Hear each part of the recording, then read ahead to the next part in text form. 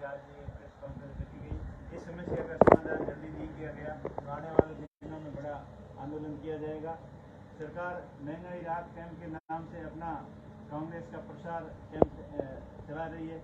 वैसे सरकार के पास में सारे डाटे हैं, फिर 500 रुपये गैस सिलेंडर, पेंशन, 200 यूनिट बिजली के नाम से लोगों को गुमराह कर रही है। इनको उनका ध्यान भटका रही है। इससे लोग बहुत ही परेशान हो रहे हैं। और पूरे बाड़मेर जिले की बात करें तो पेयजल की विकट समस्या है, लोगों के पीने के पानी की बहुत ही समस्या है। जेजेएम के नाम पर पिछले 2-3 साल से पाइप तो बहुत गाड़ रहे हैं, लेकिन ग्राम पंचायत मुख्यालय तक पीने के पानी की समस्या बहुत ही किल्लत है, पानी आ नहीं रहा है। और जेजेएम जो स्कीम चल रही है इसमें पाइपलाइन की खुदाई की तो पुरानी स्कीम के जितने भी सोर्सेज थे वो बंद हो गए और पशुओं के पीने का पानी नहीं है, लोगों के पीने के पानी की बहुत विकट समस्या है। और बिजली की तो बात ही छोड़ो, जब मामूली छोटा मोटा आंधी तूफान आता है तो लाइनें फॉल्ट हो जाती है।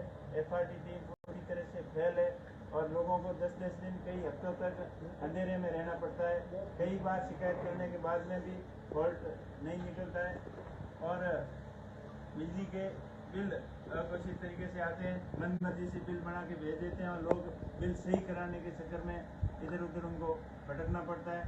और सड़कों की हालत बहुत ख़राब है। नेता बहुत बड़ी घोषणाएं करते हैं कि हमने ये कर दिया वो कर दिया, लेकिन धरातल पर काम जीरो है। और 22-22 रोड की बात करें तो पिछले 4 बार इसका टेंडर हो गया, लेकिन कोई भी ठेकेदार यहाँ काम करने को आ नहीं रहा है। बातें बहुत बड़ी बड़ी करते हैं कि हम ये कर देंगे वो कर देंगे, लेकिन धरातल पे कुछ काम नहीं हो रहा है। सरकारी स्कूलों के अंदर टीचर नहीं है, पढ़ाने की व्यवस्था बिल्कुल शर्मा गई है।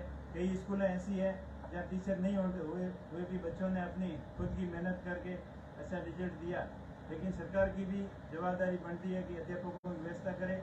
सरकार बिल्कुल इसकी तरफ ध्यान नहीं है। सरकार ने 4.5 साल आपसी झगड़े में निकाल दिए, जनता की समस्याओं के ऊपर बिल्कुल ध्यान नहीं दिया। लेकिन अब चुनाव जैसे ही नज़दीक आए तो तरह तरह की घोषणाएं करते हैं।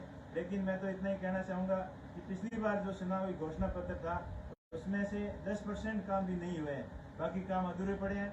और अभी लोगों को गुमराह करने के नाम पर राहत कैंप, महंगाई राहत कैंप के नाम से लोगों को इधर उधर उनका ध्यान भटकाया जा रहा है और कैंपों में भी कोई काम नहीं हो रहा है, लोग परेशान हो रहे हैं और आपराधिक वारदातें आए दिन बढ़ रही है।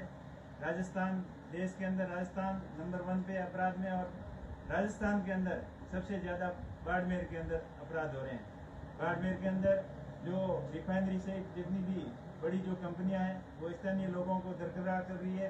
उनको उनके पास में उचित डिग्री और उचित योग्यता होने के बाद में भी उनको रोजगार नहीं दे रही है, उनको अंदर तक नहीं आने देती है। स्थानीय लोगों के साथ में जो मिसबिहेवियर किया जा रहा है, तो ये सारी समस्याओं को लेकर बहुत कई और भी मुद्दे हैं, उनको लेकर RLP पार्टी बड़ा आने वाले दिनों में बड़ा आंदोलन करेगी।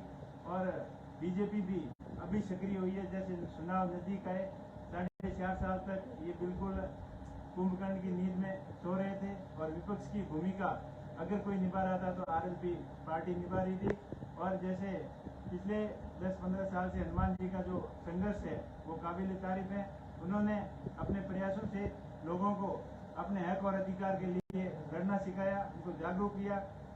इसलिए दोनों पार्टियों के अंदर बौखलाहट मची हुई है और एक दूसरे के ऊपर आरोप प्रत्यारोप बिल्कुल जनता के अंदर पर आते हैं तो लगाते हैं, लेकिन आपस में ये लोग मिले हुए हैं। इस चीज़ का खुलासा खुद मुख्यमंत्री अशोक गहलोत और सचिन पायलट जी ने कर दिया है कि वसुंधरा जी ने जब सरकार गिर रही थी तब बचाने का प्रयास किया।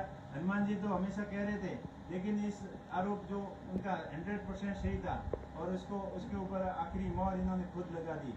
तो इसलिए कांग्रेस और बीजेपी के गठजोड़ से जनता परेशान है और हर तरीके की समस्याओं से जूझना पड़ता है। और जैसे ही चुनाव नजदीक आते हैं तो दोनों पार्टियां बड़ा घोषणाएं करती है और धरातल पे कुछ काम नहीं करती। अभी आपने देखा होगा पहले महा आक्रोश रैली के नाम से बीजेपी ने बड़ा प्रदर्शन किया, लेकिन जो जनता का विश्वास जीत नहीं पाई, लोग बिल्कुल नहीं आए। 2 बड़े केंद्रीय मंत्री और प्रदेश अध्यक्ष सहित कई बड़े नेता, और उन नेताओं के साथ खाली नेताओं की भीड़ थी, जनता की भीड़ वो जुटा नहीं पाए क्योंकि जनता के अंदर उनका विश्वास नहीं है।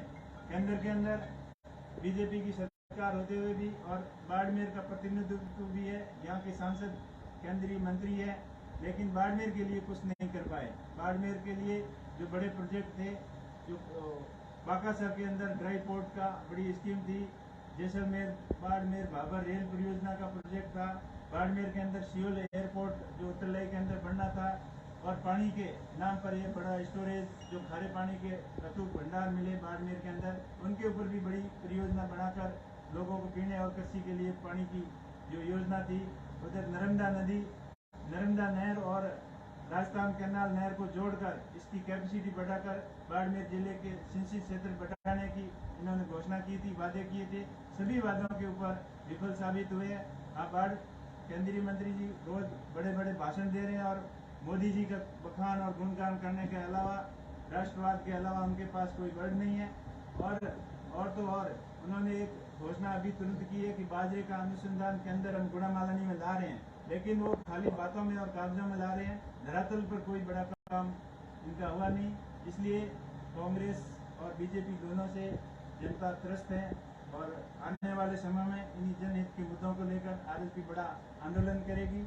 और पिछले दिनों बजरी का जो बड़ा आंदोलन किया था, उसके दबाव में आकर सरकार झुकी और उन्होंने एक छोटी लीज देने की बजट के अंदर बात की, लेकिन उसके ऊपर भी विस्तृत कार्य योजना बनाकर वो काम शुरू नहीं किया। उल्टा बजरी माफिया नदी के किनारे अवैध रूप से बड़े बड़े स्टॉक कर रहा है, उसकी भी सूंच लेने वाला कोई नहीं है। राजस्थान के अंदर कानून नाम की चीज नहीं है, बिल्कुल जंगल राज बना हुआ है। इन सभी मुद्दों को लेकर आरएलपी पार्टी हनुमान जी के नेतृत्व में आने वाले दिनों में बाड़मेर के अंदर बड़ा आंदोलन करेगी।